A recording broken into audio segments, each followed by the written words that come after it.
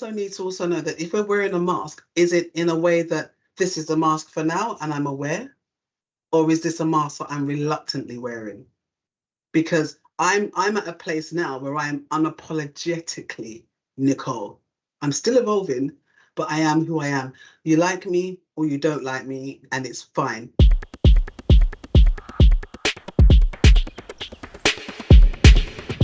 I'm sort of curious. I'm looking at you now, putting a cane on your hand, no? And one of the men who have volunteered as victim are there tied to the bed. You are flogging him. Now, tell me, what is going on in your mind? Are you like saying, okay, oh, I'm enjoying, we are having fun, or I'm happy him, or something like that? Tell me, what is going on in your mind?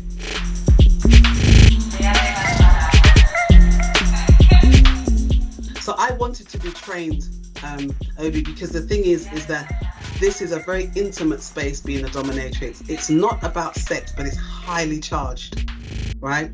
You can imagine. So me as a dominatrix, my clients, as soon as they walk through the door, they'd have to be naked. Straight away, they have to strip, and I click my fingers and they know exactly what they need to do. So I had that power over them. Then I would have already decided what they like. So some of them might want to be tied up. Some of them might want to have their balls or their penis beaten, slapped. They might want to be slapped in the face.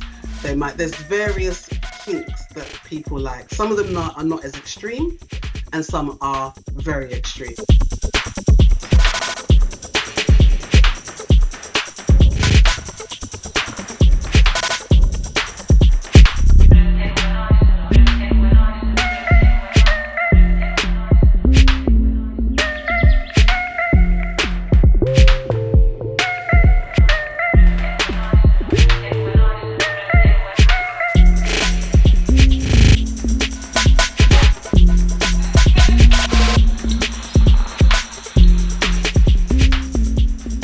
I grew up in the UK. I was born in the UK. I am the youngest of 4 children.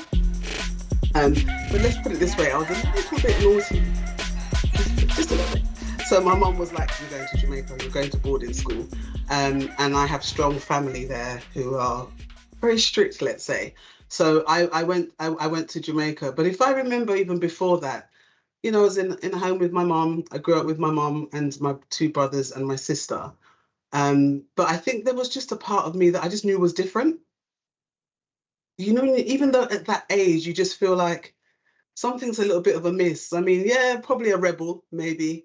But I was extremely and incredibly shy, like incredibly shy. And I still am, and people don't believe that, but I was incredibly shy as a child. And I was aware that I was the youngest as well. I come from a very proud family. Our family in Jamaica, very well off, the ones in America and Canada, and they kind of had that kind of structure in. We had the religion, we had the education piece, we had the have to do well. And I've never really seen myself as an academic. So even at primary school, I didn't really feel like I belonged or that was a place for me. And then I think that probably came up into my earlier years, and my mom was like, no, you need to go to Jamaica and calm down. So she sent me and my brother to boarding school in Jamaica to stay with our relatives there. And that was a whole new kettle of fish for me. Because before I left, I remember watching the news, and it was around apartheid in South Africa. And I remember thinking to myself, what is this? Like, I remember feeling scared and thinking I'd never go to that country. And just as a child, I didn't particularly understand race per se, but my mum taught us our history from like age 5. Every Saturday we'd have Black history. And I say Black history, but let me just say ancestral history kind of. So my mum was very much like Wakanda, she was like, I want you to know your roots. I want you to know who you are. So I knew that, and I was very grounded in who we were ancestrally, because my mum made sure that we didn't feel any different, let's say. I was always really weird about my complexion, because even though my mum's more or less my colour, she didn't make me feel like I was better than, because we have colorism in our culture, right? My mum never ever made me feel like I was better than anybody else in the family just because I was lighter. In fact, I used to cry when I was a child and I wanted to be darker. I was like, why am I not dark? Why did God do this to me? I remember having those conversations thinking I'm way too light. because people always felt that I was mixed. And I because my mum was so much into like the African culture, even though she was born in Jamaica, she was very in touch with our ancestral history. I prefer to call it, as opposed to Black history. So then when I went to Jamaica, that kind of played out because I was now in a country where people looked like me. And I also felt connected to Jamaica, although I didn't like Jamaica because I knew that I was being sent away because I was naughty. You know, I ran away from home. I was a bit of a rebel. I used to fight a lot at school because there was a part of me that was very shy. But once I stepped into that, I'm sticking up for myself, then I would fight. So I got into a lot of trouble. And so when I went to Jamaica at boarding school, that's when I really felt grounded. It's like I think now I would describe it as I could feel my ancestors humming. But I was still learning around who is Nicole. I developed like body-wise very quickly. You know, I had boobs and hips and a bum from quite young. So I was kind of navigating that adult figure in a child's body as well. So it was, and also a different country, because even though my mum's Jamaican and our heritage is Jamaican, I was used to the British way. So I don't think that I adapted to the Jamaican life as quickly as my brother did. But that's in Jamaica is where I found my husband. I didn't know he was going to be my husband, but he was my first boyfriend, who's now my husband. And he really taught me the Jamaican way, being Jamaican himself. So I fell in love with Jamaica and fell in love with him. But obviously, you're not meant to have boyfriends at school, and my family, So as soon as my mum found out that I had a boyfriend, she brought me back to the UK because she was like, no, I didn't send you to Jamaica to be finding a man. I sent you to Jamaica to get an education. But I became a woman in Jamaica. So I was in Jamaica from the age like 12 and a half to 18. So that's when I went from that stage to that stage. And that's when I would say that I was completely grounded in who I am as a woman and also who I am in my culture. So that's kind of where the beginning was, but I still didn't feel like I fitted into my family. My family has this kind of thing that the men are here, the women are there. Our tables were set like in a restaurant, you know. We'd have the helpers who would cook the food. Somebody would make my bed. We'd have a driver. We had swimming pools. It was a totally different life to the UK. And I think at that time, I didn't look at it potentially as luxury. I looked at it more as being put in a box with really heavy pressures and expectations of who I should be, what I should become. And I felt those pressures from a very, very young age and rebelled against it, if I'm completely honest. That wasn't my jam. That's not what I wanted to do.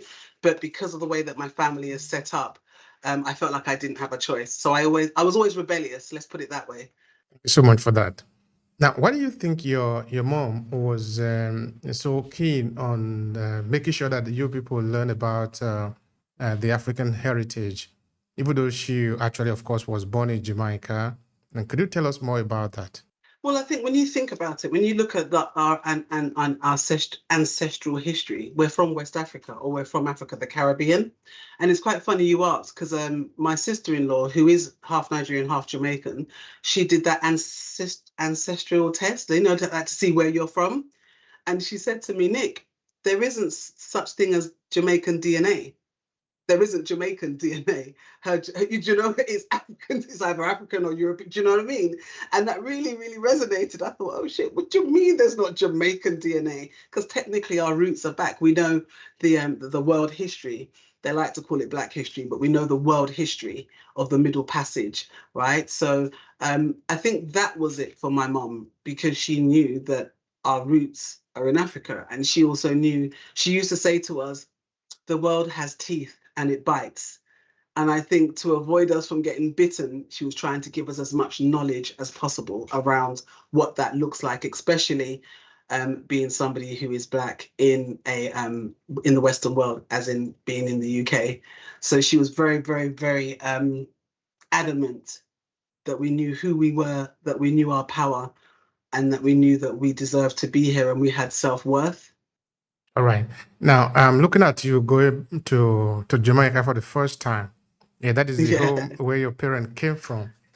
Tell me how it was for you to sort of admit yourself in the situation, know people. Okay, perhaps you already have been speaking the Jamaican language in England, don't? But tell me about how you managed to figure out yourself around in the society.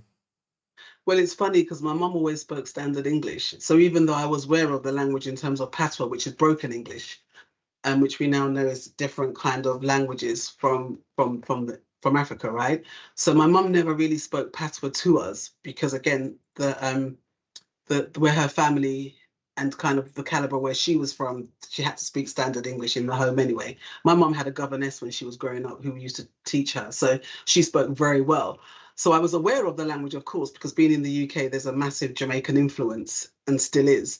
So when I moved to Jamaica, I hated it. Absolutely hated it. I refused to change the time on my watch. I kept it to UK time. I remember that Jamaica's a religious country, so I was at boarding school. So every morning we went to what they call devotion, and I used to refuse to sing the national anthem in Jamaica. Remember, I'm rebellious, all right? I'm that girl. So I absolutely hated it.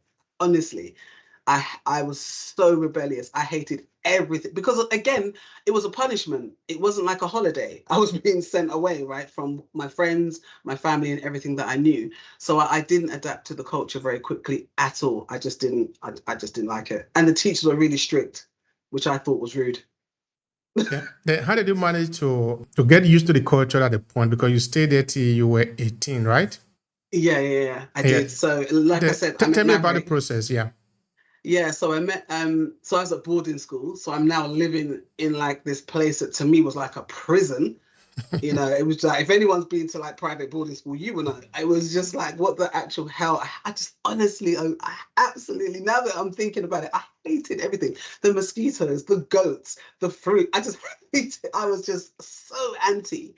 But then when I was at school, my husband, so Maverick, he was like the captain of the cricket team. He used to DJ and stuff, and I used to do the modeling. I used to do modeling at school. So if you can imagine like an American movie, what it's like when you've got the cheerleaders and you've got the footballers, it was a bit like that. So I used to do modeling and drama and stuff like that for activities. And I met Maverick, and as I said, I remember him speaking to me and saying, "Oh, you're from England." And I just looked at him and thought, that's a stupid question. But then we started talking, and then he really got me, as I said, to fall in love with Jamaica. Because I used to say to him, I hate this country. I don't want to be here. And then he used to ask me questions about me, like, so how's England? What is it that you miss? And then I just felt like, oh, I'm actually speaking to someone that is interested, and two, that's teaching me about all the things that at that time I hated. So like I said, I fell in love with him and the country at that point. What did he do to make you love this country? Of course, like you love him, so of course we can sort of try to piece the information together. But was there anything that he do that make you come to love this your homeland where your parents are coming from? Yeah, I think so. We had I love history, again because of my mum, and Maverick loved history as well. So we used to talk about history, but we all talked about the comparisons of England and Jamaica. So he would speak patois and I would like tell him about Cockney and all the different accents. And I think just kind of seeing the island through his eyes and through his teachings, you know, you get to understand. Because the more we understand and the more that we accept, or we're open to accepting different experiences, different conversations, different cultures, then you start to say, okay, that resonates a little bit, and okay, that feels okay. So I suspect I had an armor up because I knew I was being punished. I'm in this new country. I just didn't know anything. And when we don't know stuff, we tend to rebel against it, or we resist it, don't we? But what he did is that he broke that down for me to be able to understand what Jamaica is, like, you know, things around the flags, things around the history, things around the food. And we just had those really rich conversations, even though we were so young, because I was at that time 13, 14, 15. So, yeah, I think that's what it was. It was having that conversation, somebody to listen, someone I can answer questions to, and somebody who understood potentially what I was going through. And he was very attentive to that. So I just learned the island through his eyes. All right. This is several years ago now. What do you really like about Jamaica? Tell me. Now? Yeah. Oh, I love Jamaica now. We got there, though. I love Jamaica. Oh, babe, listen. When I had to leave Jamaica, I was crying. I was trying to run away and miss my flight. And that's when I was 18. And then I didn't go back for many, many years. And Maverick and myself lost touch. And then we got back in communication and then we got married. So we lost each other for like 12 years. It's a bit of a fairy tale, but I won't go into that now. But yeah, we got back together. And then my mum's moved to Jamaica now. But what I love about Jamaica is that, how can I say, I feel like when I step off the plane and I hear the music and it's like when my feet hit the land, I feel the energy, I feel the vibe. It's like welcome home. I feel my ancestors, the beaches are absolutely beautiful, the warm breeze, just the smell of all the different fruits, the accents. Jamaica, we're very vibrant people, very, very vibrant. And, as I said, it's a very musical country. You hear music everywhere, every corner. You always hear music. Music's always going on in Jamaica. And because of the sunshine and the tropical kind of seasons, or the tropical weather there, it's just bright. You see bright colors. People smile, the community of the people. You don't walk anywhere and someone doesn't say good morning or hello, especially in the country. The tourist areas, I feel that even though, yes, Jamaica's a massive tourist country, you still get the flavor of Jamaica. It's like you can't lose that. You get that flavor of Jamaica. You can smell the foods being cooked, like the street foods, and just the bibbing of the horns, even just the energy, the conversations, the politeness of the children, your elders. You see people who look like you, and then you just understand there's that automatic invisible connection that you have with somewhere that you feel like, yeah, this is where I should be. It just has that vibrance, I think, that homecoming. It feels like a homecoming every time I go. That's lovely. That's lovely. That's really, truly lovely. All right, Nicole, let's come back to you again. You say when you were much younger, I think maybe, Steve, you were more like a kind of a rebel. Tell me about that. Where is that coming from? I think, and it's a really good question, because sometimes there's a saying that I always quote to like my clients, especially in coaching, because I'm a coach, right? Is that we live life forwards, but we understand it backwards. So we're not going to understand some of the mistakes we made today until tomorrow.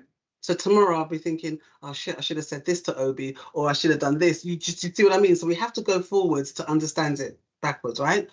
And I think over the years and kind of my story as it evolved, I think I was always looking attention from my mum, because I realized that our family had this kind of strict, aristocratic kind of nature to them, and I never felt like I fitted in. So I don't really get on with my mum. I now call it the mother wound as I've got older.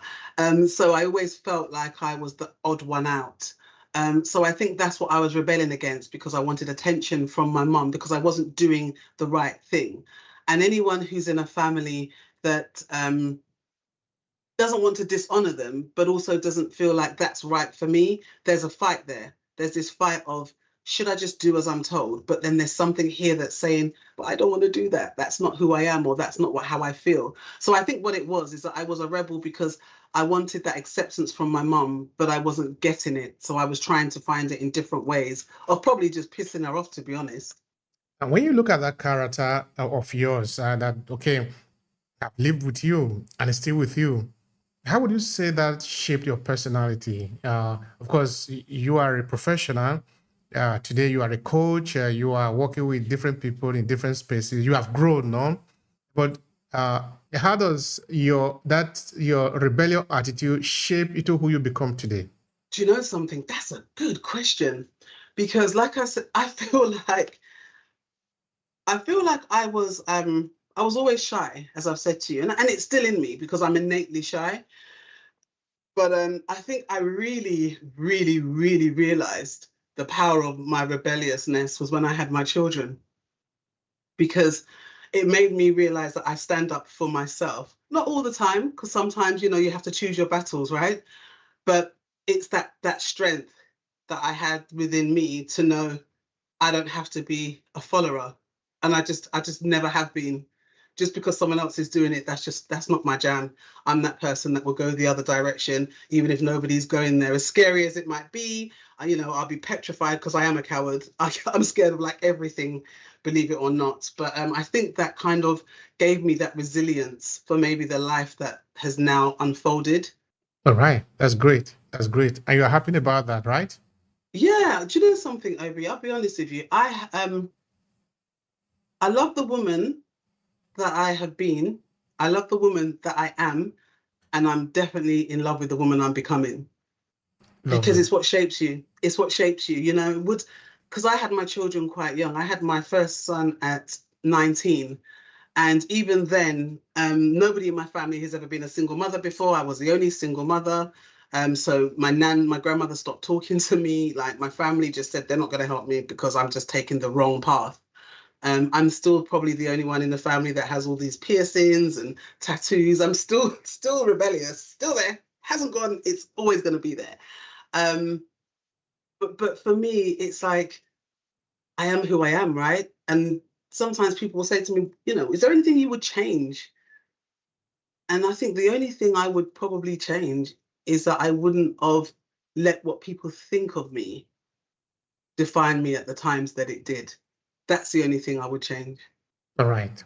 Tell me, how do you find your peace and your contentment in the kind of personality that you become, the kind of a person that you become today? My peace and contentment, as I said to you, I think really came when I had my son. And I was, as I said, I was 19. I was a young mum. And I just come back from Jamaica. And that's when I was really, really off the rails, because I was taken away from Maverick. And I was heartbroken, if to be completely honest. I genuinely was. And that's when I really went off the rails, I would say. And then I fell pregnant, and I thought, how the hell am I going to be a mum? Although I didn't feel I was that young at the time. Now looking back, I was extremely young. But when I had my son, I would say that's when I really said, you know what, Nick, you've got to pull things together, because you now have another human being that you're responsible for, and not just responsible for financially, but you need to feed into this child what you potentially missed. So, you know, you've got your own generational traumas, the things that I knew had blocked me or had made me feel unseen or unheard. And I wanted to be the best mother that I could be. And then when I had my son, Oasis, he's my oldest, and then I had Raheem shortly after, literally, like, when Oasis was 6 months, I fell pregnant with Raheem. So you can imagine my family lost their shit. They were like, what? You're going to have 2 children? And even though their father is an active grandfather, he wasn't an active father. So I raised them by myself, which was daunting, to say the least. So my children became my North Star. And then I met Maverick, or was reunited with Maverick when they were about, I think Oasis was 9 and Raheem was 7. And then Maverick. So my family is where my contentment and my peace. And whenever I feel like my power is lacking or I need that energy boost, I get it from my children and my husband, to be completely honest. That's my contentment and my peace. That's lovely. Now, tell me about your creativity, or tell me about your approach to creativity. You know, I have got what they call a portfolio career. I'm so glad that I found that word in, because I didn't know what the hell was going on. I realized that I move around a whole of a lot. And I think even now when I coach people or when I train people, people feel like they're stuck. They will say, Nicole, I'm really stuck. I don't know what to do. But we forget that everything we do is a learning, and it's transferable. So you're never ever starting from scratch. I'm sure you've heard this kind of quote before. You're never starting from scratch. You're starting from experience. And I've always had that creative mind, but sometimes it feels like it doesn't land, or is it the right time, or what's people going to think? So I have done so much stuff in my life, Obi, and I'll just name a few of them. So I've really done a lot of investment and businesses in Jamaica, and also in the UK, but mainly in Jamaica. And, you know, we've done pig farming, we've done cash crop farming, we had a record label. I've done luxury events in the UK. I've done food over here. I've always had this idea to have my own business and to be my own boss and to just have that creativity around that. And yes, we've had businesses that have failed. We've made lots of money, we've broken even, we've lost loads of money. But my creativity has always been there. When I started to do this business that I have now in the corporate world around belonging, it really resonated with me. So originally I started to talk more around race and race equality. And I realized very quickly on that the people who are in the room are the ones that already have been converted. So you're preaching to the converted. I don't need to tell another woman or another Black woman or an older woman or a mother how it feels when you're having any inequalities against you, right? So then I started to talk about belonging, and that's when it took me back to the stuff that I've just told you. It made me realize I never felt like I belonged in my family. I always felt awkward and the odd one out. I always felt weird. And I was incredibly shy. Like I keep saying, I couldn't even have a job interview. I couldn't make eye contact. They always say, stare, look at people in the eyes and be confident. And I just didn't have that. I always used to shrink in those spaces. So when I started belonging, even though I'd done all of the other stuff before that I've just mentioned around having a primary school, having a record label, having a stall, I mean, trust me, anything you can think of, I've done it, right? I'm a professionally trained dominatrix. I did phone sex for 30 years. I've done so much different things that has allowed me to be where I am today. And that's now what I realize my purpose. So all of these things was building me up to where I am and who I am today, because you can't be in your purpose if you don't recognize who you are. You cannot give your gift to others. You cannot transfer your skills if you don't know who you are. And sometimes it takes longer than others. This is not like a sprint, right? It's a marathon in terms of who you are. It's doing that inner work and understanding who you are. So at that time when I had all these creative ideas, I just wanted to either make money. Technically, you just want to, make sure you got money, that you can feed your children, you've got clothes on your back. So I did whatever it took for me to be able to provide, as well as working. I've worked in the corporate world for 30 years now, right? But I always wanted to do stuff for myself. So my creativity has gone all areas, all as I've just mentioned to you, from the sex industry, from higher corporate to to non-profit organizations, to charities, you name it, you did it.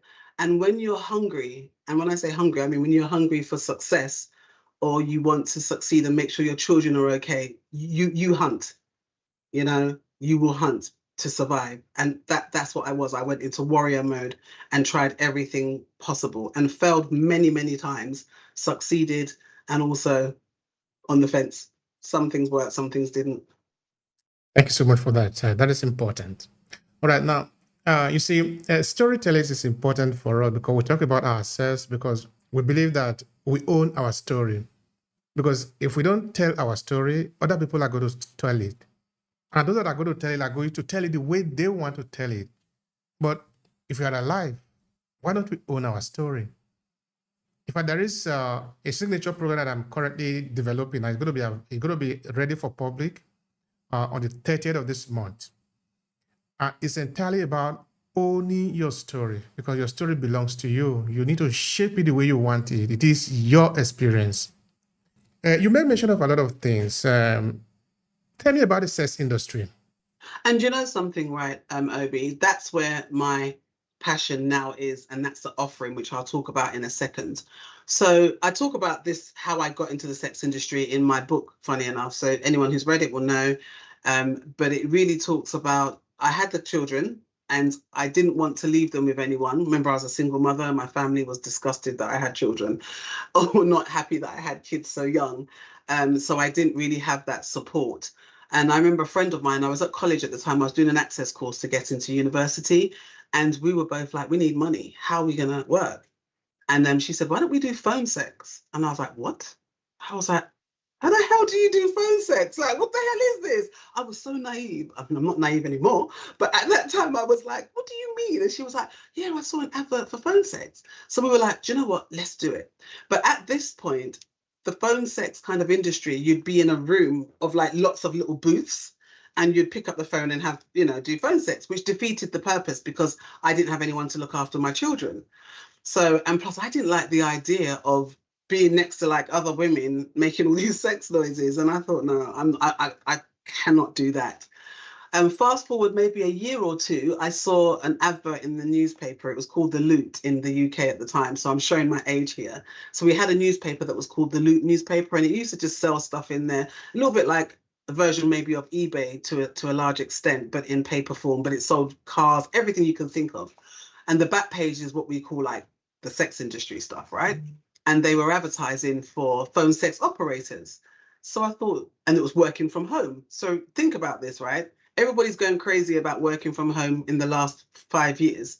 The sex industry has been doing this for 30 years and more, right? So I rang and I said, I want to be a phone sex operator. I was like, but what is it? What do I have to do? Like, I didn't know. And how much do I get paid? So it was really good money. And I was like, okay, so what do I need to do? So I rang up and they're like, right, so here's the handbook. So you have like 30 different, what we call, what would you call them? There are 30 different areas. So for example, you could ring, and so one area could be older mums or freaky woman or dominatrix or party girl, right? So categories. So the more categories you record your voice in, the higher the rate of you getting a call, right? Because when you do phone sex, it's all about the length of your calls. The longer you stay online, the more money you make, right? Okay, so I thought, what do you mean do a recording? So obviously I have to do a recording to entice you. So it's like, hi, my name's blah, blah, blah. I can do this for you. I can do, all the good stuff. So I did all of that. So I put my voice in probably, 30 out of the 35 categories, because I'm trying to make money out here, right? The kids can sleep, I can do this, it's easy. And I remember when I got the first call, I put the phone down. I was like, you weren't ready yet. No, I was like, shit, put the phone down. I'm not doing this. And then I thought, okay, Nicole, you can do this. So I got my pseudonym. So the name that I would use, like, hi, my name's Samantha, or whatever it was. It wasn't Samantha, but yeah. And then I just started to do this job. And I always giggle when I see stuff on the TV that talks about phone sex operators, because it's all a load of bollocks. It's not true. You don't stand there ironing and then making sex noises down the phone. Because I can promise you, right, Obi, these guys that ring, they are seasoned. They know what they want and they know if you're faking it. So don't do that. And I ended up doing it for nearly 30 years. And I will honestly say it was one of the best jobs I've had. And they were so polite. But what happened about 7 years in is that a lot of my dominatrix customers, so I did phone domination, and would say, why don't you become a dominatrix? And I thought, oh, that's disgusting. I'm not doing that. I mean, this is bad. And, I was really like doing it, but still turning my nose off at it, right? And then I just kept being asked, your voice. So I was like, I don't even like my voice because it's quite husky, right? And I just didn't like it, but apparently it sounds sexy on the phone. So I got loads of calls and I was good at what I do, just letting you know.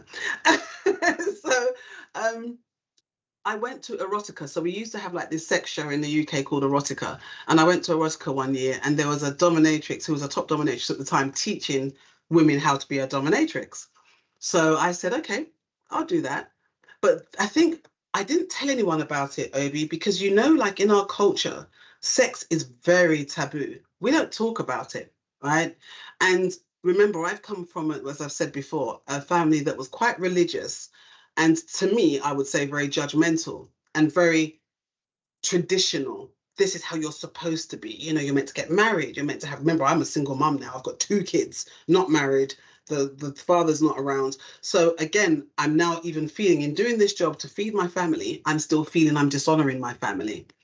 But I knew that I was always a sexual being. I've always been very sexual, and it doesn't mean multiple partners. And I don't even have a problem with people who do have multiple partners. There's no judgment. But I've always known that when I was sexually active, it was something I enjoyed. We're not taught about the good stuff in sex. As women, we're taught, keep it for your husband, don't have sex before marriage, close your legs, don't talk about sex, please your husband whatever he wants, that's what you give. And we're not taught anything else. And then you may have some women who get to the age of like 30, and then you've got the elders saying, so where's your husband? Where's your children? Don't you want children? And sometimes I feel like the response to that should be, you are asking me if I have a child after that you told me that I shouldn't be giving my vagina to anybody else. How am I meant to use that now and have a child? You've already shamed me. You've already made me feel like I shouldn't have multiple partners, or I shouldn't have any partners until I'm married, for God's sake. So when it comes to sex in our community, we sure as hell don't talk about it enough around our desires. Even instigating sex, women can be slut shamed for. So it's like we have to sit here and wait to be approached. Now, I know I'm jumping around a little bit, so I'll get back to the story in a second. But when I did the phone sex stuff, what that actually gave me was an insight into how men view sex, how men view women. So I had epic conversations. Yes, it's a phone sex line. So of course, sex was involved, orgasms were involved, all of that good stuff. But once that's happened, I used to still keep the client on the line and actually have conversations around men and sex and, you know, how do they feel or what is it that they want? And I really got a really good insight into men and their sexual desires. And then I started another business after being a dominatrix, while being a dominatrix, is that they have something over here called Ann Summers. So that was like a sex shop. So it's one of the first high street shops that sell like sex toys, but they sell sexy lingerie and stuff. And I became what you call an Ann Summers agent. So what you would do is go into the homes of women, sell these sex toys and sell the lingerie and do little sex games and stuff like that, right? But what happens is that I found it to be very salesy and very vanilla, very top level. Remember, I'm a dominatrix now, right? And I'm a phone sex operator. So I know this industry very well. So I found Ann Summers to be soft touch. So what I did is I adapted it and turned it into my own product. And it was more around BDSM, which is bondage, bondage, domination, sadomasochist, right? That's what BDSM stands for. And that's really the kink world. So then now what I've started to do, Obi, is now I'm talking to women. So now I've got the insight of women and their traumas and their desires and the conversations that they've never been able to have. So I'm now having conversations with how women view sex, around orgasms, around clitoris stimulation, around if they like, just everything to do with sex. I'm having a conversation with women now, but I'm also still having the conversations with men, which to me put me in a very unique position because I was now having lived experiences of both sexes, by both genders, right? Sexes, genders, and I know we're in a different space when it comes to genders and how our people identify. But for the purpose of this conversation, I was speaking to men and women who identify as men and women and hearing around their sexual pleasures and desires. And that put me in a very unique position. So I then realized around swinging. So then I started to take couples to swinging parties. I'm bi myself, so I'm bisexual. And it took me forever to even admit that I was attracted to women. Don't get me wrong. I am married to a man and I love a man. Yeah, I love sex with men, but I also enjoy women. And I found that there was lots of Black women who were bi-curious. That's the language that they use around this. So I found that lots of women were bi-curious, especially when I was doing the girls' nights in. We were having really deep conversations around not just Black women, but just women and their sexuality and how we're not allowed, or we don't feel like we can express it because then we're going to be outed or we're going to be penalized or we're going to be slut shamed. And that's where a lot of the information and my learning has brought me to the product that I have now. So for me, this is where I got into the sex industry around doing the phone sex first, which was to feed my family. Then I realized I was damn good at it. And then I became a trained dominatrix after going to erotica. So I was trained. And I thought it was important to be trained because when you come to bondage, tying, now tell me about the training. When you say training, what do you mean by that? Explain that to me. So that's what I was just going into. So for example, in the dominatrix world, there is a list of things that people will like. So to me, with my experience, low level for me is foot fetishes. So you may have a man who wants to worship your feet, right? So that's pretty low level. You take your, you might have tights on, whatever, they worship your feet. But then you may have some men who want to be spanked. Now you have various, I call it equipment and tools that you can use to do that. Whatever yanks your chain, man, whatever yanks your chain. So some people may want what they call over the knee spanking. So that person will be over your knee and you just spank them with your hand. Some people may want a cane. Now there's different widths and weights of canes that can do different levels of damage. And I use the word damage intentionally. Some people want to be flogged, and that could be with a leather flogger. So that's the ones that have the handle and the tassels. So I wanted to be trained, Obi, because the thing is that this is a very intimate space being a dominatrix. It's not about sex, but it's highly charged, right? You can imagine. So me as a dominatrix, my clients, as soon as they walk through the door, they'd have to be naked. Straight away, they have to strip, and I click my fingers and they know exactly what they need to do. So I had that power over them. Then I would have already decided what they like. So some of them might want to be tied up. Some of them might want to have their balls or their penis beaten, slapped. They might want to be slapped in the face. There's various kinks that people like. Some of them are not as extreme, and some are very extreme. So I wanted to be trained to make sure that I'm keeping my clients safe. That's just what I do. So the whole reason, I mean, look at my coaching, I made sure I got the highest level of coaching, a master coach. So I'm always around keeping my clients safe. So I wanted to be trained. So you're trained in everything from spanking to erotic, rope tie to medical play, whatever it is. So I was trained. That's why I always say I'm a professionally trained dominatrix. I didn't just get up and jump into it like I did with the phone sex, because I'm dealing with a human being. I need to know, are you on medication? I need to know, somebody could have a heart attack. This is some high stuff. You're tying people up and you're beating them, some of them, right? Some of them you're kicking them, slapping them, even language, even some of them just want verbal abuse that can make your client burst into tears, even though that's what they've asked for. So it's a highly adrenaline-driven industry, but it's, for me, I think it's one of the most purest industries that I've probably worked in. And I'll tell you why. Because when you've got somebody who can tell you their deepest sexual desires and turn up to you and trust you to deliver that, there's no room to hide. It's not like when you're in these fake corporate places where people are backstabbing you, blaming, and all of that bullshit that comes with it. There is a part of the sex industry, this is my experience. Some of your audience may listen to this and not agree. I'm not here glorifying, I'm telling you my story. And for me, I have worked in so many industries, and I just felt that the sex industry, the part that I worked in, was very pure in the relationships that I built around the dominatrix. Of course, there's danger in that. And this is why in my book, I do talk about that I am a survivor of sexual assault. So that I'm not sitting here discounting that sex can be used in the most disgusting and disgraceful ways. I am actually an advocate to stop human trafficking, to stop sexual violence against women and girls, because I am a survivor. But also in me being a survivor, I also haven't shrunk my sexuality and my sensuality. And I have embraced that because I deserve that, because I wasn't going to allow that perpetrator to take from me for one of the things that's built into my personality. When you say survivor, what do you mean by that? Was like, were you trafficked or something like that? No, I was raped. Oh, sorry about that. No, that's okay. I was raped. Yeah, I was raped. So that's what, so we say we're survivors because we've survived it, right? So I deal with other women who have been raped, whether it be from childhood or adulthood or whatever. So I do a lot of work for free. I do all of that work with female survivors of sexual assault or sexual violence. I work with many women to let them step back into their power and to let them not feel like something, their trauma, that hence I'm trauma informed trained. So I'm trained to deal with anyone that's had any traumas, and not just women, because I coach men as well. But because we were talking about the sex industry, I wanted to make it clear to your listeners that I'm not here to glorify.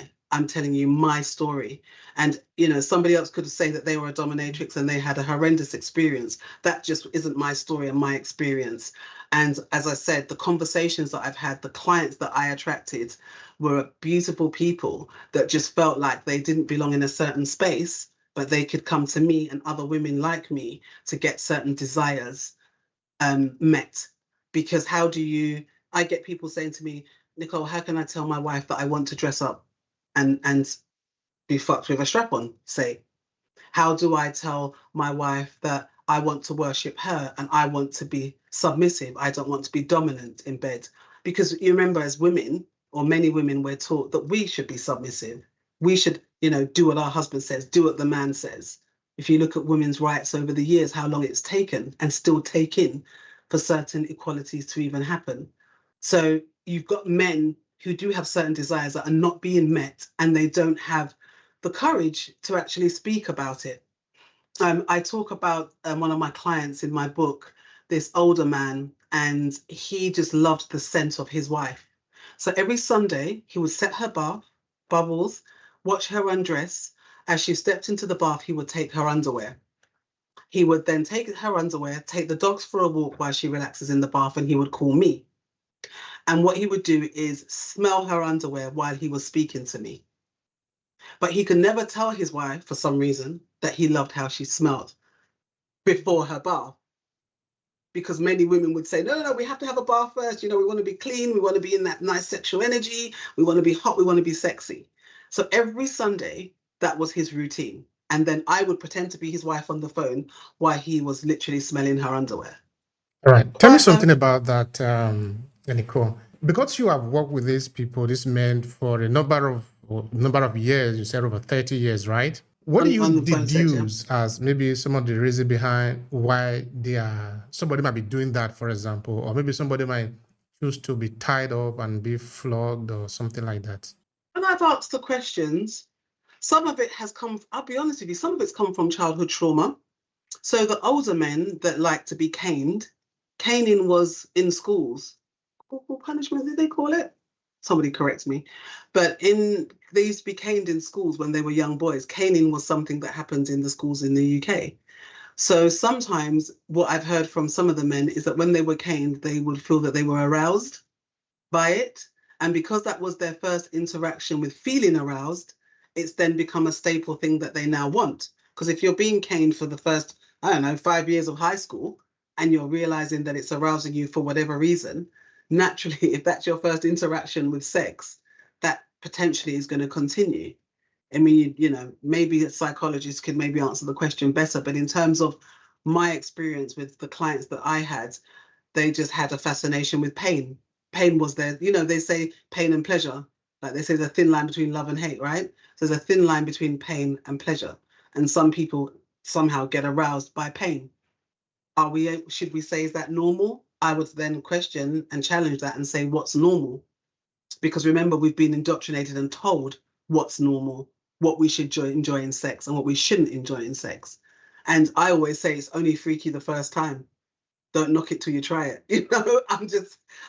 A lot of the stuff that I would do as a dominatrix is not my jam. I don't have a dominatrix sub relationship with my husband at all. But the thing is that my husband's fully aware of my past and what I do. We were married at the time. He knows. But for me, it was a job. Money turns me on. So he never complained about it to say, hey, stop, you never want to do that, something like that. He's not that guy. He knows, man. I remember I told you, he's my first love, my first everything, we have that in our relationship. We understand, we have that. He knows I'm bi, obviously. So I've been able to express my sexuality and sensuality in my marriage, which I know is probably a privilege. But sometimes I would say to your audience, have the conversation. So in my book, there's a song called Pina Colada, right? And everyone knows this song. I can promise you, but I'm not going to sing it because I can't sing. And when you put this up, I'll put a link to this song, right? And basically, what it says in the song, right, Obi, it's a man who talks about, it's a story that he's telling. Back in the days when they wrote songs, it was stories, right? And he basically says that him and his wife's been together for a very long time, but there's no spark, there's no spice. It's just become very flat and just flatlined. So he said he was flicking through the newspaper and he saw an ad in the newspaper. And this woman was saying, do you like pina colada? Do you like dancing in the rain? Do you like all of these things? And he's singing all of this, by the way.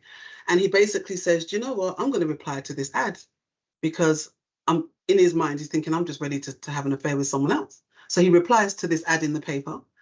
And he replies and says, yes, I like this, I like that, I love all of these things. Shall we meet? She replies and says, yeah, let's meet at the bar. So he says, right, I'm doing this. So he goes to meet at the bar. This, bearing in mind, his wife doesn't know because he's decided that he's going to reply to this random person in the newspaper. And then in the song, he says, as soon as she walks through the door, he recognizes the smile because it's his wife that turns up. And he says to her, I didn't know you liked pina colada and dancing in the rain. And she's like, I didn't know you did either. So what I'm saying is that a lot of the breakdown in some of the relationships that we have, especially around sex, is because of lack of communication. If you've been in a marriage for 20, 30 years, 10 years even, we evolve every single day.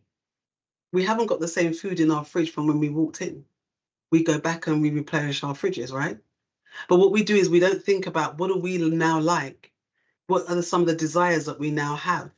We're not allowing ourselves to have that level of sexual freedom. And even though people will say, oh, Nicole, it's not all about sex. Absolutely true. I mean, you could, sex could be the icing on the cake, and you can have cake without icing in, but it is a part of our primal instincts. And that's why I created the program, Channel Your Inner Mistress, which is for women at the moment. And it's not to turn them into dominatrix. It's not to turn them into phone sex operators, but it's for them to speak their truth, live their truth, and be their truth, and to reconnect with their sexual energy and reconnect with their feminine essence. Because many of us who are women who work in the corporate spaces, we are running from our masculine, and we're forgetting and drowning out our feminine. We are feminine beings, and our femininity is a part of us, but society has somehow allowed us, or we've allowed ourselves, to ignore that voice. So this program that I've created is around us being true to ourselves, not having to live in our trauma anymore. To, if you're sexually frustrated, what does that mean? Do we explore our bodies? Do we know who we are? How can I tell you, if me and you's together, how can I tell you how to please me if I don't even know what I like? I'm relying on you to do something and say, oh, yeah, I like that. Or maybe not that so much. But we need to know who we are and what we like and what we enjoy. Right. Let's talk about this conversation in that. Why are we not? Let's talk about why are we not talking about it? Why are we not talking about sex? Yeah. Why is it not? This is okay on the more like on the normal level now. Of course, without going to the industry or the sex industry as it were. Children are not even brought into the conversation. But very soon, the child comes to the house pregnant or have impregnated his friend. And I will start saying, but you are supposed to know. But if you don't tell the child, how is the child going to know? Or maybe you were supposed to find out, maybe going online. Because, of course, we were never taught. I'm just telling you the truth. We have to find out on our own, experiment. Exactly. So why are we not talking about it? Exactly. Why aren't we? Because is it historical? Is it generational? Is it systemic? Is it institutional? Because what we're taught is biology. And that's great. Because, I had a fascination with biology. I wasn't good at it because I could never spell half the words because I'm dyslexic. But I had a fascination with biology. But we're not taught about those sexual interactions. To be fair, what we are taught now more is around consent. Because lots of the unfortunate thing is, in the work that I do with violence against women and girls, a lot of it is around consent. I said no, but you're saying yes. So we do talk about what is yes and no, but I still feel that we're not talking about the pleasures of sex. How do we enjoy our own bodies? And that's why I think there's quite a few different places now. There's places, there's other places doing similar stuff to what I'm doing. I have a whole body exercise for women. Looking at their body, looking at their vaginas, looking at their, just who are they? As we get older, we get lumps, we get bumps, our boobs go down, we're now deemed as washed up and that we're not beautiful anymore. So we try and look like we were 21 when we're not, because society has deemed us as not beautiful, but we are. And it's around that self-worth as well. But also, if you imagine, if you're as a woman and we're told, don't sleep with lots of partners, wait for your husband, or, keep it to yourself. We're not really told any language around it. I don't remember anyone's, I've got friends who we talk about different things which turn us on. No one tells us about those zones in your bodies that could or couldn't turn you on, or what you may or may not like. My children came to me and asked me some wild questions when they were like 14, my boys. They did. They asked me all sorts of questions, and I sat them down and I told them. I did. I told them. I said to them, there's different things that you're going to like, but if you don't like it, don't do it. My son asked me about anal. He asked me about oral. He asked me about, one of them must have asked me something about where do you put their knickers when you take them off. But do you think your son were able to ask you this question because they know you, they know who you are? Could you, in their age, ask your parents those kind of questions? Hell no. No way. No way. To be honest with you, because of who I am, I have these conversations with my mum. Even though I said to you I don't have a great relationship with my mum, I obviously have a relationship. I've had these conversations. I told my mum I was a dominatrix. You know, my mum, and then the wildest thing, right? Let me tell you, when I started to talk to my mum about sex, that's when she started to tell me the good stuff. My mum was the one that told me some good stuff to try. And I was like, why didn't you tell me this before? Why are you waiting until I'm 40 and 30s?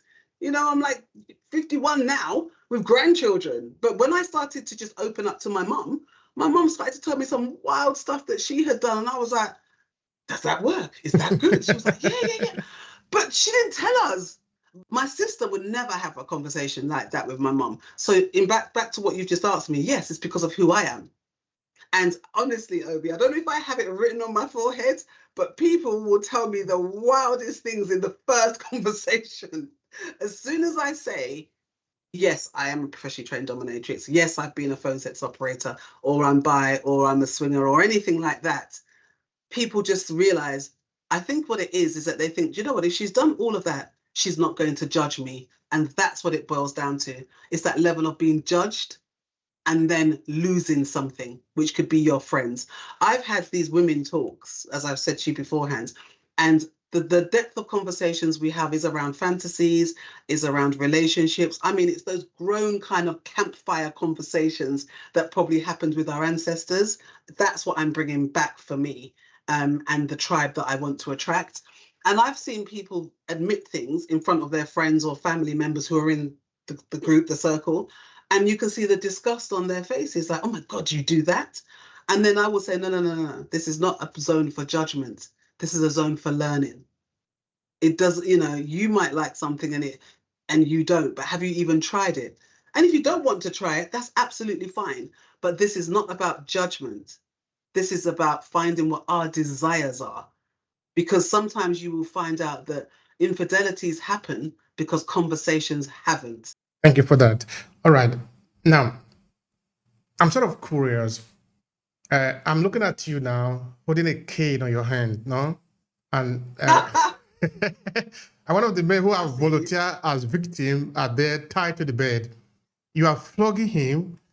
Now, tell me, what is going on in your mind? Are you like saying, okay, oh, I'm enjoying, we are having fun, or I'm helping him, or something like that? Tell me, what is going on in your mind? When I step into my mistress mode, you know, I'm in mistress mode. I'm not who you're speaking to now. Does that make sense? I'm not that trust me. Try to bring that character here. Let's see what you feel. Oh no, you don't. No. That character's different. She's different. When I'm doing that, for me, yes, I'm delivering what they want, but then I'm also pushing their boundaries, because that's what it's about. It's a power play.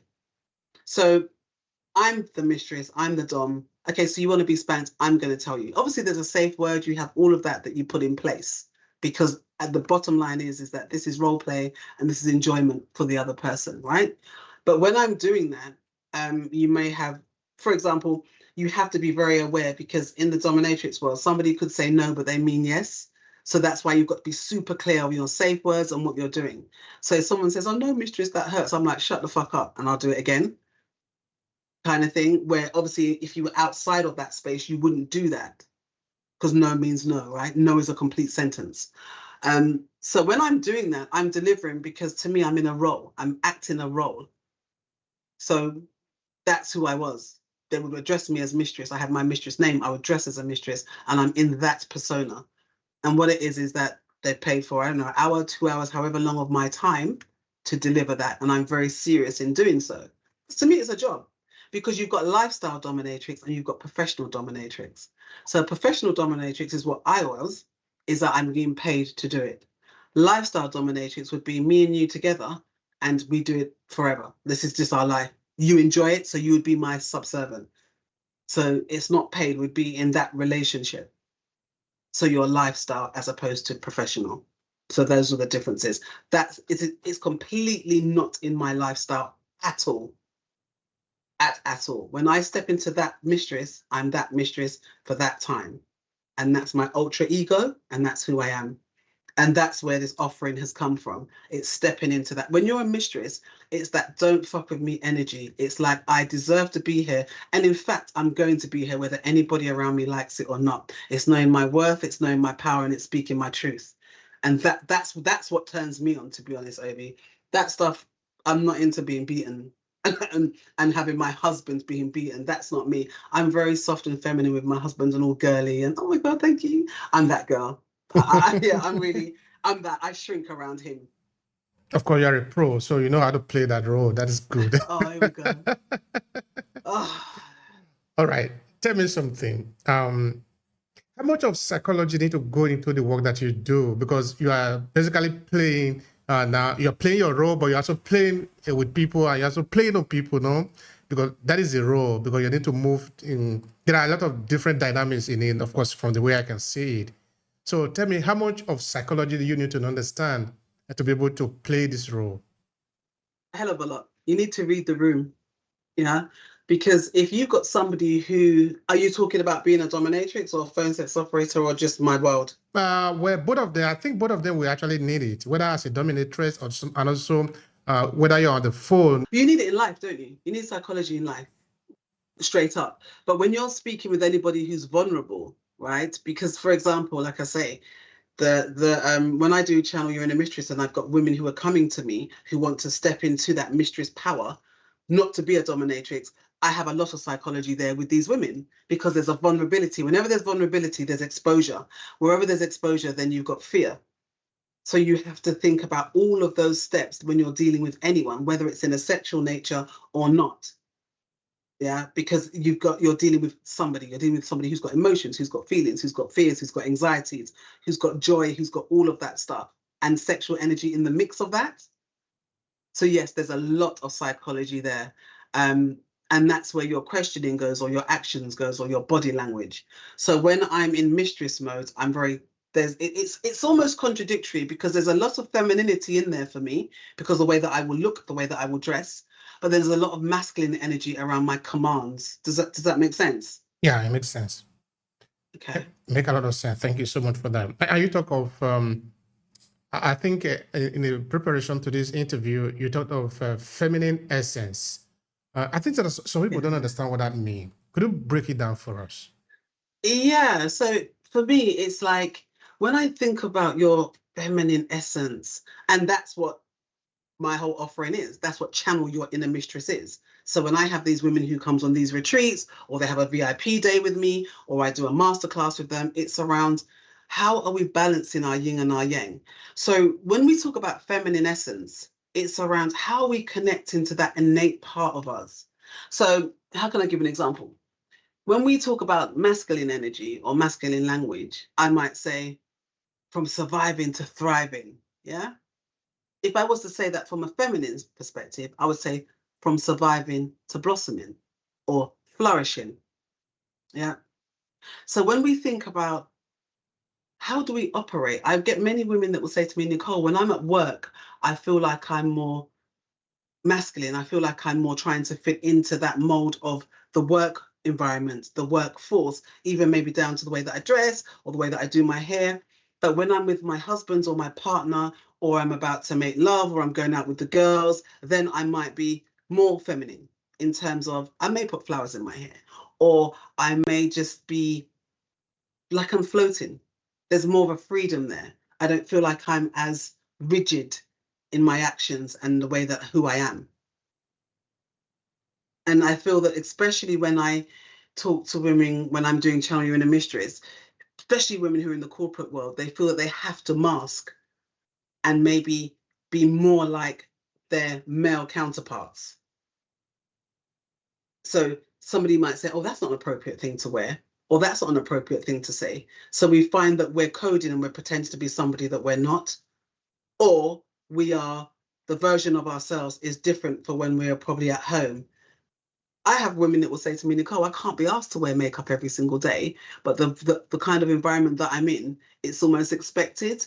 So on the weekends, you can have your hair down, you can leave it curly if you want. And I'm talking all races, I'm not talking just Black women.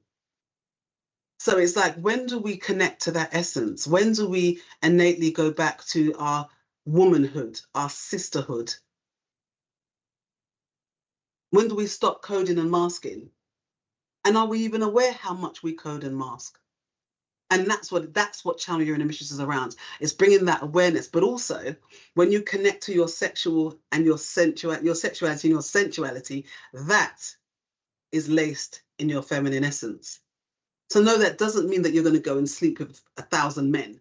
No, it doesn't mean you're now going to start talking in what some people would say in a vulgar way, or start I don't know, wearing tiny skirts or no bras or whatever, or flashing to people. No, that's not what Channel Your Inner Mistress is about.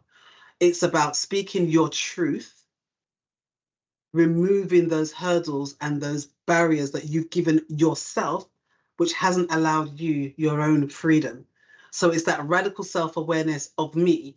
Like, I've always wanted to try that, or I've always wanted to be this way, or I don't want to be that naughty girl because when I was younger, I was told I should be seen and not heard, or women don't do this, or women don't say that. Yes, we do. That much I can promise you, we do. Thank you so much for that. Now, because you talk of the corporate world, I think we can actually drag the argument there.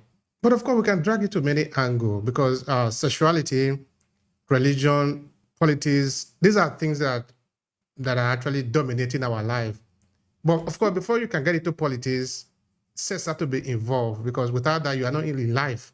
We all came through that process. Nobody actually came down, just jumped down from the sky. So No. that we should take some time to talk about it is just normal. In the book by Napoleon Hill, Think and Grow Rich, I think in chapter 11, he talked about sexual transmutation. I think he called it the secret of sex transmutation, something like that. So now we are in business. And because the main audience of this book are people in business, because talking about growing rich.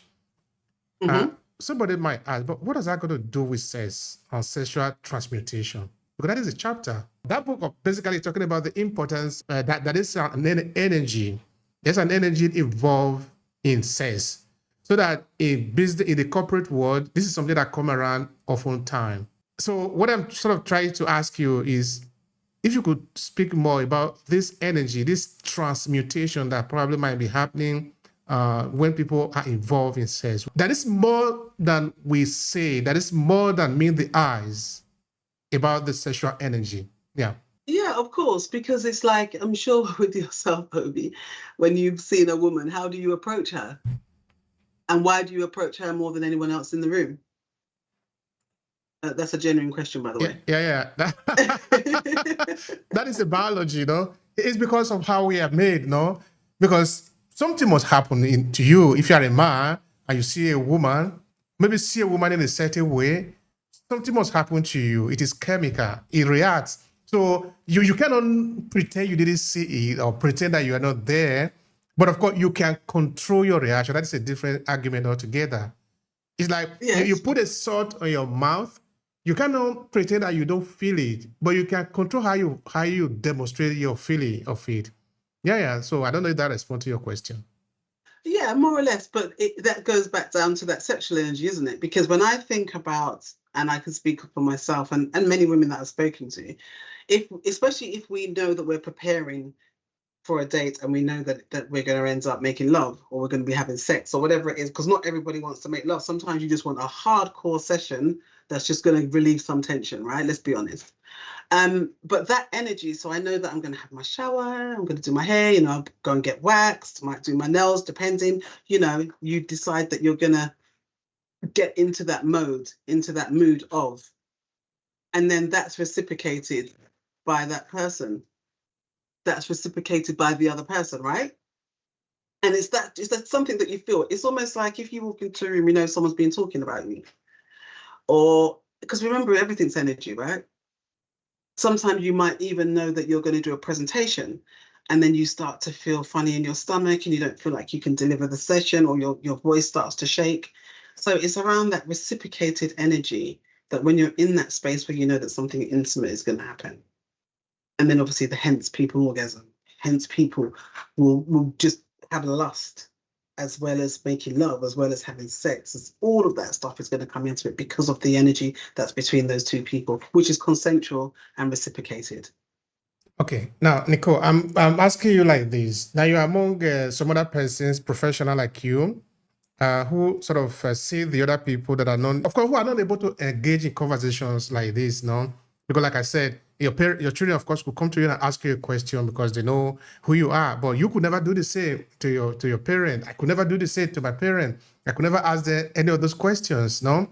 So, but like people in your field, in the sex industry, how do you take this argument to maybe to ordinary people to sort of talk about it? But And remember yeah, that when you're doing that side of things, people are going to come to you and say, yes, they want a dominatrix. Or if you're on the phone, they're going to ring it. But like I've just explained to you, I had a whole business that wasn't the sex industry. It was women and couples that would come to me to talk about spicing up their sex life. Or I coach people around sex all the time. Remember, I'm corporate. I've got the privilege of the two worlds, right? That's what I talk about in my book. So when we say bring this to ordinary people, both are ordinary people, just that some people have decided that yes, this is what they want, and they have the courage to say, yes, I'm going to go for it. Where others, we're still masking it because we're not talking about it as if it was our parents. So there isn't any difference. That's my whole point. There isn't any difference. It's just how people accept it and are not being judgmental. It's removing the stigma and the judgment. now I like what you said before in the beginning. You said because you've done it for a number of years, you actually know how men feel about their sexual desire, no? And I think that actually put power in your hands. If I were to just put it raw to you like that, no? Now, of course. What do you do with that woman power? wouldn't want that? Sorry? If you have that power, okay, two things can happen to you. You can know that you have it and then know how to use it. Or you might not know that you have it, but you must still have it. So in your case now, you know that you have that power because you really have worked in the industry. How would you use that power when you want to? Also, what you probably failed to pick up is that I had that power before. Yeah, I know. Like I we all understand. do. So I'm trying to say, how do you leverage this power that you have, knowing that it is something that is very potent, is very powerful, yeah. And I think it goes back down to trust, doesn't it? Like, can you have those conversations? And I think what also happens is that even with men, I've heard men say to me, "Oh no, I wouldn't want my wife doing that, but I don't mind my girlfriend doing it or someone else." And that's going to make somebody shrink and not have the conversation, because you have to talk about it. You don't just do stuff. You have to have that conversation, but you have to feel comfortable that you're not going to be judged. So that's why I said it goes back to removing the judgment and the stigma, because that's what ends up happening. People have their own judgments and their stigma attached to these things. So it shrinks them and it stops them from speaking about it. Then they're not living their truth and stepping into their power. So it's a full circle. All right. Now I'm looking at your client, people that are coming to you for help in this area. And I want to believe that it's not always easy for them to even open up the conversation, even those that is what they want to you. Because if they could talk about it easily, half of the problem is already solved. I want to believe that what you do sometimes is to help them open up so that they can talk about it, then you can understand it, and then you can prescribe to them. If that is the case, and how do you help them to open up? Yeah. With the work that I do from corporate all the way to this work, it's around people by people. That's one of the biggest kind of rules of sales, right? People by people. If you were to go and buy something from someone and they said, yeah, this is legit, it's fine, and you didn't feel the right energy, going back to energy, then you probably wouldn't. So vulnerability also comes into play. So you have to give a piece of you for that person to trust. Because how do we trust? If I was to ask you, Obi, what does trust mean to you? How do you trust someone? What allows you? And let me ask you, how do you trust someone? What allows you to say, right, that person's trustworthy with the information I'm about to divulge? Well, this usually would be based on previous experience that you have known betrayed me before. Therefore, based on my judgment of him, he is going to be able to keep the secret within. So I share with him, knowing that it's safe in his or her hands. That is how I will describe it. Right. So, for example, sometimes when you're selling something to someone, like you've got this new product, it's like, why am I gonna come onto your storytelling product? What is it that's going to make me part with my hard-earned cash with your offering? Just like mine, right? Why is somebody going to come on to Channel Your Inner Mistress? Plus, does that make it well, that is why actually we are talking about storytelling. That is why we are telling people to use stories to connect, because before you can sell, yes, you first of all need to connect. Because if you can make the connection one-on-one with the people, the price is less relevant now. But if you don't connect, so then the question is about price. How much is it compared to the other one? Yeah. So for me, for people to open up and speak up, because remember, these are dark desires. These are people who, because when we also talk about sensuality, we don't know people's relationship. So there could be a dark past, there could be trauma, there could be stigma, there could be anything attached to people's view and relationship with sex, right? So how do I get people to open up? Like I said to you, people just do. But I think as soon as I will say something like, because I'm a public speaker, so I will stand on stage and I will say, I'm dyslexic, or I've been a dominatrix. As soon as I'm stepping into my truth and my vulnerability, it just invokes others to think, well, she's just told me something really big here. I can do the same. I cannot begin to tell you the amount of conversations I have had in my lifetime, even before I was a qualified coach, where people have told me stuff which is highly personal, which they will say to me, Nicole, I've never said this to anyone else before. What it is, it's how you don't judge. I generally think it's because they feel I'm not going to judge, which I won't. When you feel like no one's going to judge you or take that information, because remember, taking that information and telling someone else about it is also a form of judging, isn't it? If I come and say, oh my God, Obi, I spoke to Emma the other day and guess what she told me? I'm judging her. Otherwise, why am I telling you? Because I wasn't meant to be sharing it. So there's a level of judgment. Or unless I'm going to say, God, she did this, but it was really good. But then you've got a lack of trust.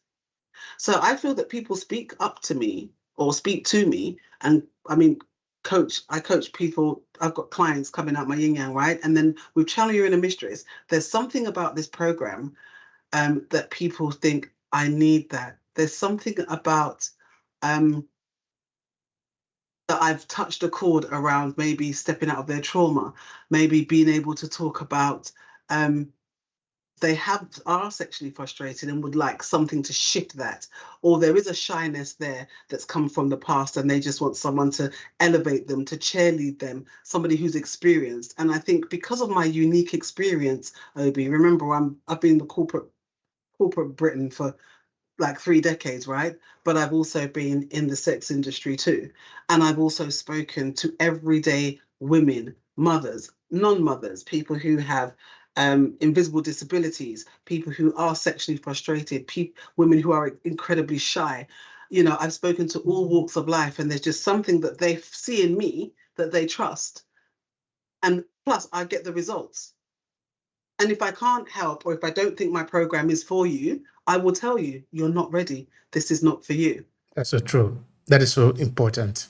It is important. Because you cannot serve everybody. That is why, again, the story is important. Because by the time you tell your story, you expose yourself.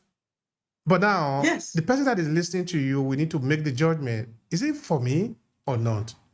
Because if it is for you, you don't struggle again whether it's going to be the client or not.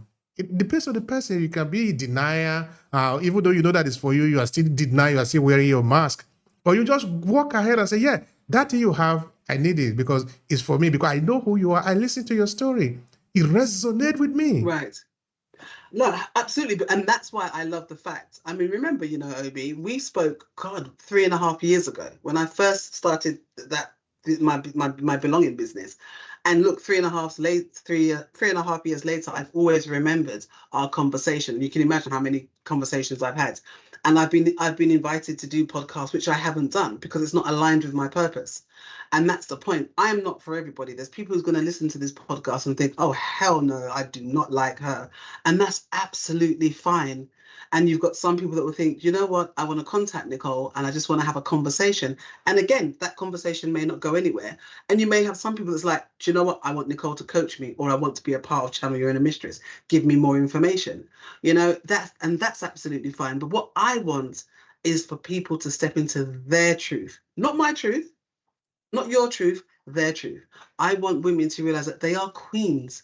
They deserve to be here. They are worthy. Their scars and their bruises are to be celebrated. It doesn't define them. And just because sex is a difficult topic to talk about, Obi, even when I do phone sex, remember, I'm on the phone. Some of these people are all around the country, all around the world. They will never meet me, and they never do, because it's a fantasy line. It's not that you meet these clients, right? And even those people who ring me, it sometimes takes them 10 minutes to tell me their fantasy. They can't even get the words out, and they're on the phone and they've dialed the number. So the work that I do, I know I am stepping into a space where people are extremely vulnerable, extremely scared, but I know my gift, my purpose, and my power is holding people safe. And I can do that I do it very well, because I'm open, I'm honest, I will challenge, I will celebrate.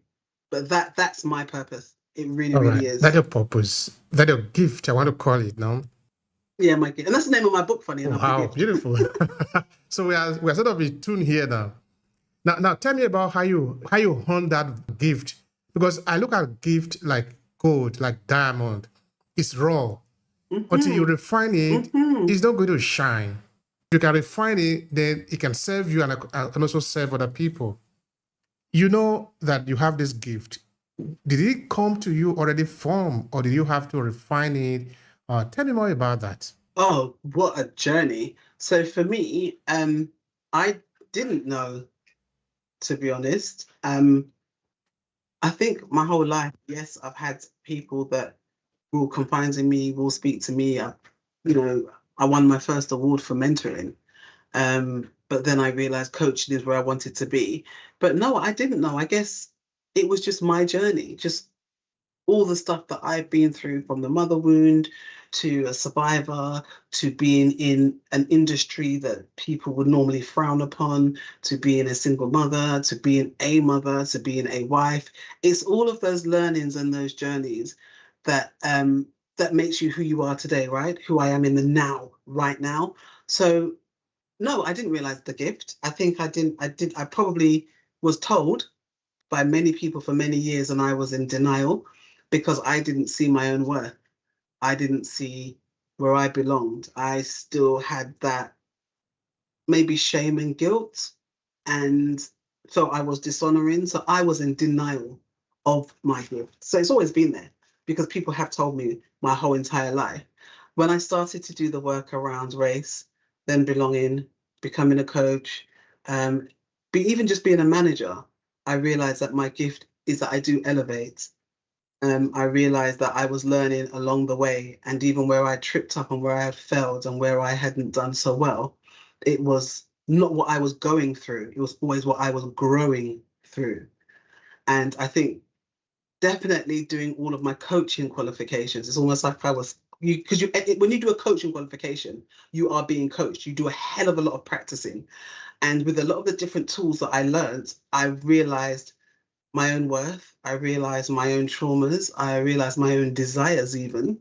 I realized the relationships that I have with parts of myself, because there are different parts of us, Obi. I'm quite sure you're different in front of your parents than you are in front of your best friend, in front of your partner, in front of your clients. There's parts of us that we have to do that inner reflection. And we are wearing mask. The mask.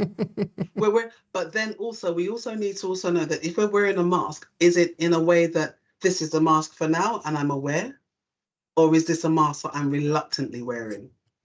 Because I'm at a place now where I am unapologetically Nicole. I'm still evolving, but I am who I am. You like me or you don't like me, and it's fine. Where before we all want to be liked. Look at social media, for example. Twitter, formerly known as Twitter, it doesn't say leaders, it says followers. If you look at, so everything's love, like. It's very rare you see the thumbs down. I think YouTube has it. You can either put a thumbs up or a thumbs down. And maybe some of the newspapers online have it. But most of our social media is around, I want to be liked, I want to be a part, I want to fit in. It's where do I add value? Not where I fit, because Nicole fits nowhere. I don't fit anywhere. Nicole is Nicole. It's where I add value. And if I'm not adding value, And that's not a two-way thing. If I can't bring value to you, hence I'm on this podcast, I wouldn't do it. But it's also knowing when to say no to others and yes to yourself. That's what I had to learn. When to say no to others and yes to yourself. Thank you for that. Now, you look at this over 30 years that you have worked in this industry. Tell me the thing that you really love about it, that you want to take home. Well, because the thing is, I stopped doing it in 2019 when I won my first award, because I was scared. I was like, oh no, suppose people find out again, worrying about what people might think. So I literally stopped in 2019. I was like, oh no, I don't want people to know, because I had a couple of articles in the newspaper about winning my award. So again, I was thinking, what's people gonna think? So what's your question? What do I miss about it? Or what do I like about it? Yeah, what do you like about it? What I liked about the phone stuff, which I've started to do again now because of the offering that I have, I think it's important. So I call it research now. All right. Where before I was doing it obviously as a job, right, for the money, but now I call it my research, but obviously I still get paid for it. But what I liked about it was the freedom of the conversations, and I felt like I was adding value to those people that was nervous, who had probably never spoken about certain desires, because it's not what you think. It's not you pick up the phone and then you just hear someone, it's you're speaking to real people. And I would ask real questions because of who I am, and I would have real conversations. So what I liked about it was those real conversations, because like you pointed out earlier, they're conversations that's not had. They're conversations that people are not having for whatever reason. So it's quite an honor to be able to speak to different people and have those conversations. So I enjoyed that. And around the face-to-face, like the actual dominatrix side, I like the power. That's good. That's what I liked. I liked the power. Click my fingers and it's done. So, yeah. Hence my program's called Channel Your Inner Mistress, because it's around channeling that energy and bringing that to you to say, I stand tall, I am a queen. Everyone bow before me. I send back all those arrows, and nobody can dare to speak against me. It's that kind of energy, right? Thank you for that. Why do you think these different men that you have had in these years, they were coming to you as the mistress? People come for different reasons. They come for beauty.